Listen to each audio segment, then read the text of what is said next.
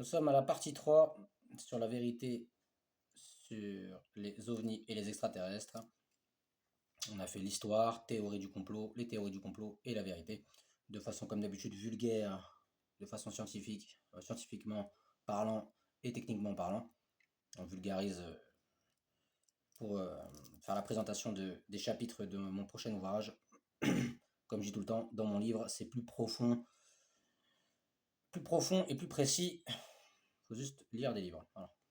Là, c'est juste la présentation de mes ouvrages, la présentation de mon second ouvrage sur les théories du complot. Je répète, il y aura 13 chapitres.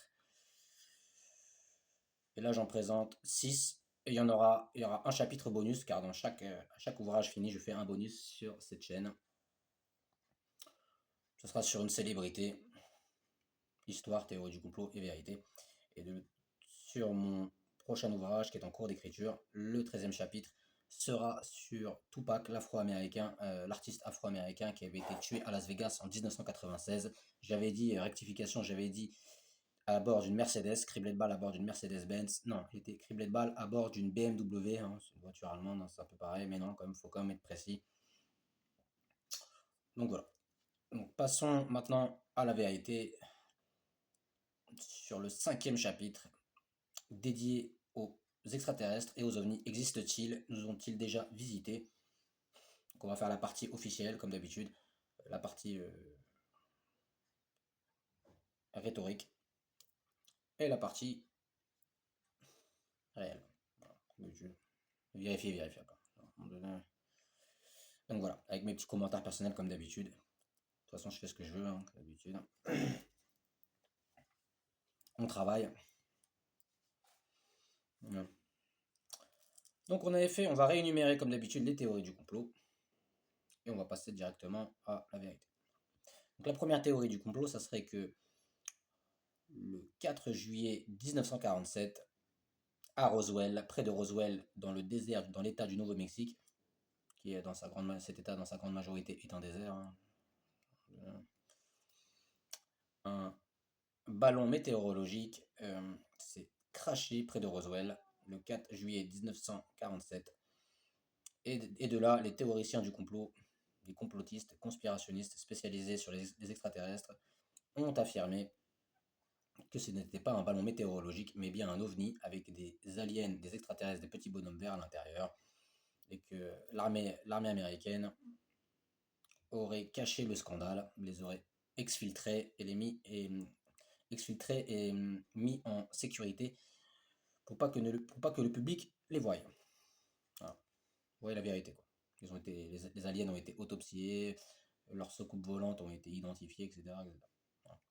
Mais de cette première théorie, en réalité, sur la théorie de Roswell, sur le crash de Roswell le 4 juillet 1947, en réalité, c'est juste l'emblème, c'est le symbole de tout ce de tout ce qu'on a vu dans les reportages depuis X décennies. J'ai vu ci, j'ai vu ça, j'ai vu ci, j'ai vu ci, j'ai vu ça. Voilà.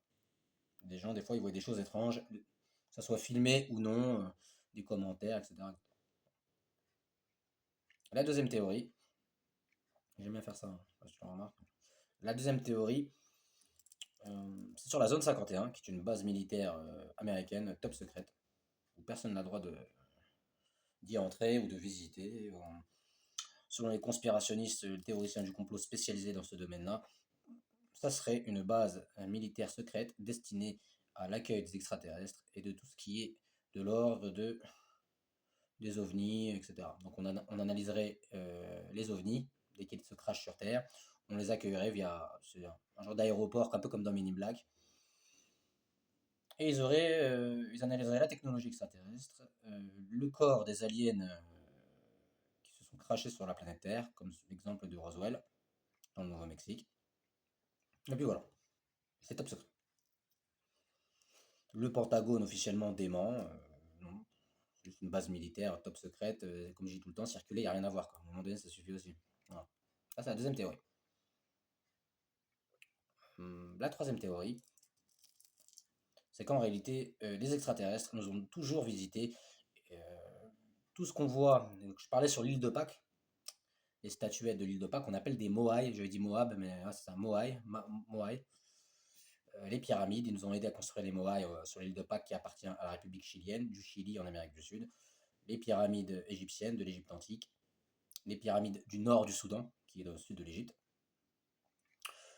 Les pyramides aztèques, enfin tout ce qu'on a vu qui est extraordinaire, qui demande vraiment une prouesse technologique, une prouesse intellectuelle et architecturale. En réalité, ce ne sont pas des êtres humains, ce sont des êtres humains qui ont été aidés par des extraterrestres. En réalité, les extraterrestres nous auraient appris la civilisation, nous auraient civilisés en réalité, et nous auraient aidés à avoir des technologies que nous avons maintenant, et nous auraient aidés dans plusieurs monuments, dans leur construction, lors de leur construction, etc., etc. Ils nous auraient appris les mathématiques, la science, etc., etc. Et ce film, le film qui le décrit bien, c'est Le Cinquième élément de Luc Besson, avec Bruce Willis, Mia Jovovich, Mathieu Kassovitz et j'avais oublié Chris Tucker, qui est très intéressant, qui fait un animateur, l'animateur dans un vaisseau spatial. À voir, hein. Ça reprend bien ce que je dis. Et voilà. Seuls les initiés, comme d'habitude, les initiés, ceux qui ont un cerveau, qui connaissent ce domaine-là, les élites, les pseudo-élites, les gouvernements, les initiés, etc., savent et ont des contacts réguliers avec les extraterrestres. C'est un peu comme Raël, quoi, tiens. Qui aurait vu un extraterrestre, un petit bonhomme vert, il serait rentré dans sa soucoupe volante, il aurait dit oui, oui, je suis avec Bouddha, Muhammad, Jésus, blablabla, Elohim, et je vais revenir bientôt, et on va se revoir, quoi. Lui, il a monté sa religion, etc. Non, c'est ça. Troisième, en réalité, c'est ça. C'est un tout. La quatrième théorie, c'est qu'en réalité,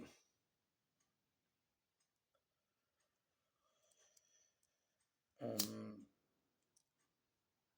c'est qu'en réalité,